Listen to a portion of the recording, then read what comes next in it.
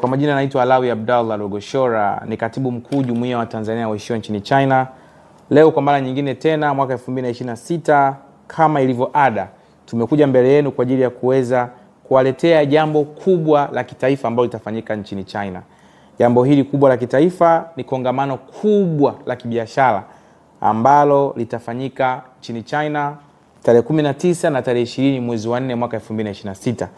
Kimsingi tukio hili kubwa linafanyika kwa mara ya pili mfululizo. Kama tunakumbuka mwaka jana tulifanya shughuli kama hii ambayo ilifana, lakini pia iliweza kutufanya na kuwafanya Watanzania wengi kunufaika kwa kukutana na fursa mbalimbali ambazo zinapatikana nchini China.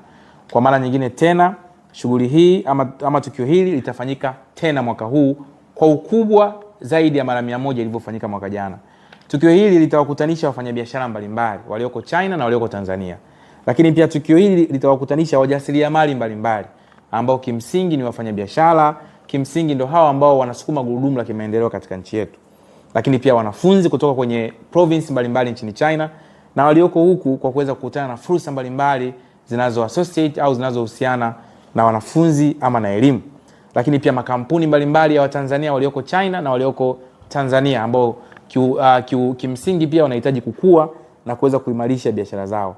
Mashirika ya kibenki mbalimbali, mashirika ya taasisi ama taasisi za kibenki ambazo ziko China na zilizoko Tanzania, wawekezaji katika sekta mbalimbali, sekta za madini, sekta za elimu, sekta za kilimo na sekta zote ambazo zinahitaji nguvu ya wawekezaji ama wadau mbalimbali kutokea katika nchi za wenzetu.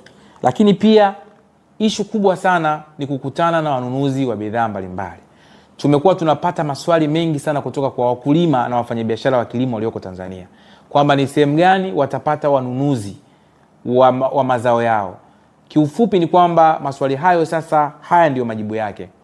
Hii ni sehemu pekee ambapo utakutana na wanunuzi wakubwa mbalimbali walioko China ambao wanapatikana kwenye viwanda, ambao ni wanunuzi binafsi pamoja na brokers ambao kazi yao ni kununua mizigo kutoka kwenye maeneo mbalimbali duniani na kuweza kuuza kwa wafanyabiashara ama kwenye viwanda katika nchi ya China.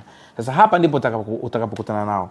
Kwa hiyo sambamba na ruksa ambayo imetolewa na nchi ya China ama fursa ambayo imetolewa na nchi ya China ambayo ilitangazwa mwanzoni mwa mwaka 2024 kwamba China sasa itaruhusu mazao kutoka kwenye nchi 53 kuingiza mazao yao nchini China kwa zero tariff, yani bila ushuru, ambao ni mazao kama mihogo, wote tunafahamu, mazao kama soya beans, mazao kama ufuta, mazao kama karafuu, pamba, alizeti, avocado ama parachichi, asali, mahindi, pilipili, nyama na mazao yote ambayo kimsingi yapo kwenye listi ya mazao 14 ambayo nchi ya China ambayo serikali ya Tanzania inapambana kuweza kutafuta nafasi ya mazao haya kuweza kupelekwa na kuweza kuuzwa katika nchi ya China.